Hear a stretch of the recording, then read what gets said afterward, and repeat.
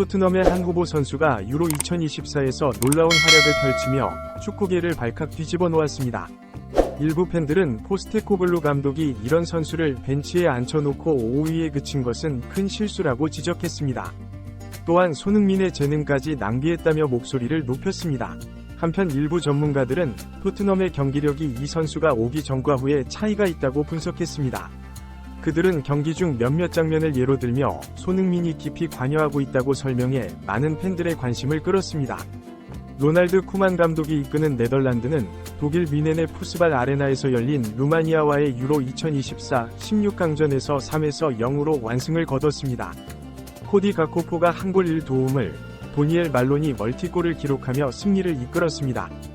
이 경기를 중계한 BBC 패널들은 루마니아가 조별 예선에서 우크라이나를 3에서 0으로 꺾은 중심에 토트넘 소속 라두 드라구신의 맹활약이 있었다고 평가했습니다. 이에 일부 팬들은 토트넘에서는 벤치 신세였던 드라구신이 국가대표팀에서 이렇게 잘하는 이유가 궁금하다며 의문을 제기했습니다. BBC 패널들은 네덜란드의 핵심 선수로 데파이와 가코포를 꼽았습니다.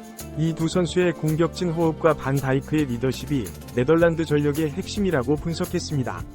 일부 전문가들은 전체적인 전력은 루마니아가 우세하지만 네덜란드 공격진에 월드클래스 선수인 가코포가 있어 그를 어떻게 막느냐가 관건이 될 것이라고 전망했습니다. 네덜란드는 조별리그에서 예상보다 저조한 경기력으로 1승 1무 1패에 그치며 간신히 16강에 진출했습니다. 반면 루마니아는 벨기에, 슬로바키아, 우크라이나와 함께한 조에서 당당히 1위로 조별 예선을 통과했습니다. 4개 팀 모두 1승 1무 1패를 기록한 혼전 속에서 루마니아는 골득실에서 앞서 조 1위를 차지했습니다. 네덜란드는 4-4-2 포메이션을 가동하며 최전방에 데파이와 과거 토트넘에서 손흥민과 함께 뛰었던 베르흐베인을 기용해 눈길을 끌었습니다.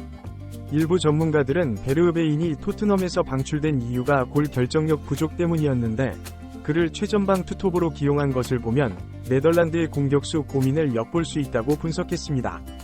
루마니아는 4-1-4의 1전형으로 맞섰습니다. 드라구신이 센터백으로 수비진을 이끌고 최전방에 원톱을 두는 형태로 중앙에 5명이 미드필더를 배치해 중원 장악을 노렸습니다.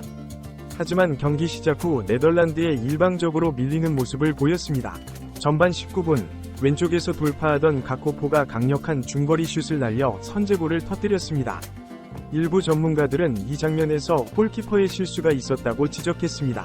가코포가 공을 몰고 들어올 때 잠시 노마크 상황이 됐는데 골키퍼가 슛에 대비해 준비 동작을 취하는 타이밍이 늦었다는 분석입니다. 전반 30분경 네덜란드의 결정적인 찬스에서 드라구신이 골문 앞으로 들어오는 볼을 커트해내는 호수비를 선보였습니다. 전문가들은 이런 동작이 자칫 자책골로 이어질 수 있어 매우 어려운 플레이라고 평가했습니다. 드라구신은 이후에도 상대의 강력한 슈팅과 침투를 홀로 막아냈지만 결국 루마니아는 3에서 0으로 완패했습니다. BBC 패널들은 이번 경기에서 루마니아의 수비 조직력이 전반적으로 좋지 않았다고 지적했습니다.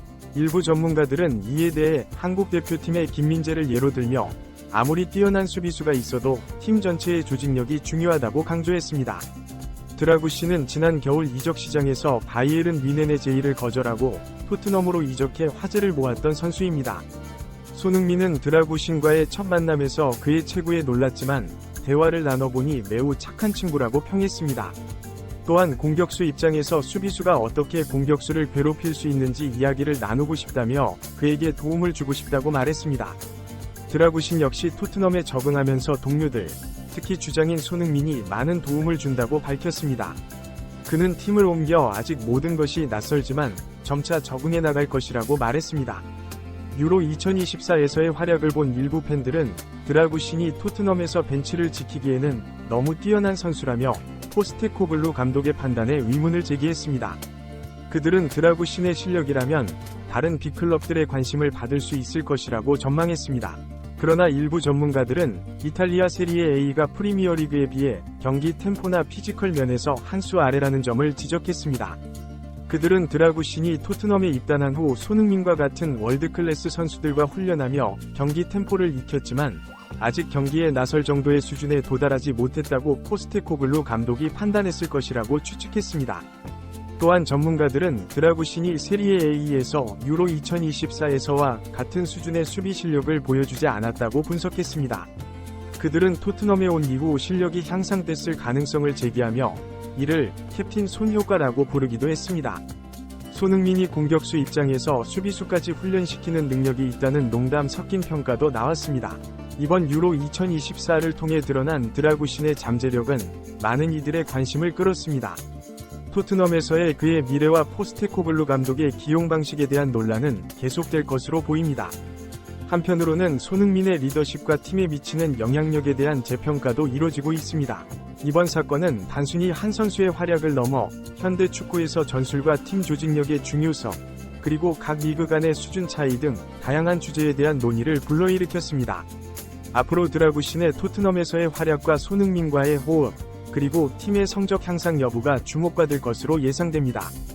또한 이번 일을 계기로 프리미어리그와 다른 유럽 리그 간의 경쟁력 비교, 국가대표팀과 클럽에서의 선수 기용 차이 등에 대한 논의도 이어질 것으로 보입니다. 축구 팬들과 전문가들은 앞으로 드라구신의 성장과 토트넘의 전술 변화, 그리고 손흥민을 중심으로 한 팀 케미스트리 향상 등을 주의 깊게 지켜볼 것입니다.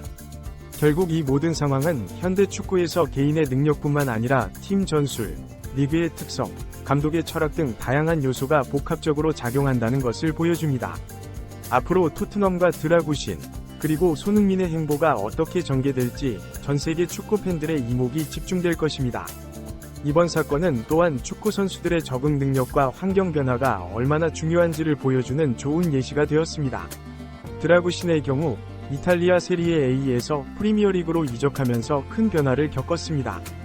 리그의 스타일, 경기 템포, 그리고 팀 전술 등 모든 면에서 새로운 환경에 적응해야 했습니다.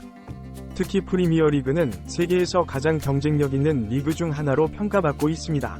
빠른 템포와 높은 강도의 경기, 그리고 뛰어난 선수들과의 경쟁은 새로 진입한 선수들에게 큰 도전이 됩니다. 드라구신이 처음에 적응에 어려움을 겪은 것도 이러한 맥락에서 이해할 수 있습니다.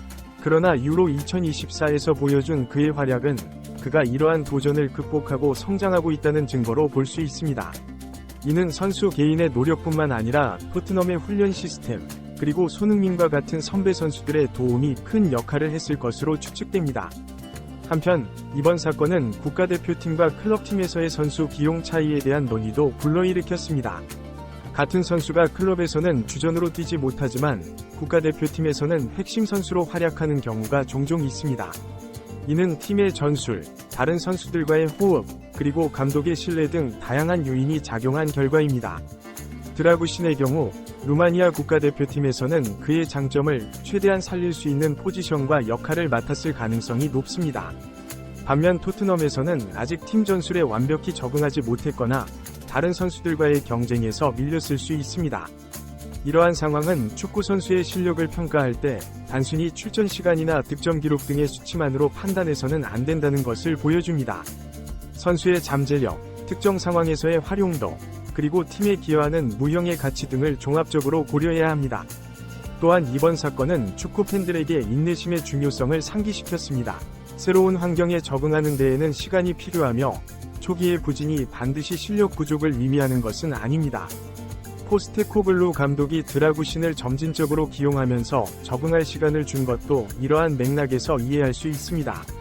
앞으로 드라구신의 토트넘에서의 활약이 주목받을 것입니다. 그가 유로 2024에서 보여준 실력을 프리미어리그에서도 발휘할 수 있을지, 그리고 토트넘의 주전 수비수로 자리 잡을 수 있을지가 관심사입니다. 동시에 손흥민과의 호흡, 그리고 팀 전체의 수비력 향상에 어떤 영향을 미칠지도 지켜볼 포인트입니다. 이번 일을 계기로 토트넘 팬들과 축구 전문가들은 팀의 영입 정책과 선수 육성 시스템에 대해서도 재평가하게 될 것입니다.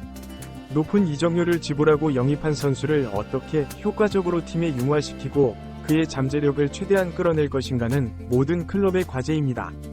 결론적으로 드라구신의 사례는 현대 축구의 복잡성과 다양성을 잘 보여주는 예시가 되었습니다. 개인의 실력, 팀의 전술, 리그의 특성, 적응 기간, 그리고 기회의 중요성 등 다양한 요소가 선수의 성과에 영향을 미친다는 것을 다시 한번 확인할 수 있었습니다. 앞으로 드라구신과 토트넘, 그리고 손흥민의 시너지가 어떤 결과를 만들어낼지 전 세계 축구 팬들의 관심이 집중될 것입니다.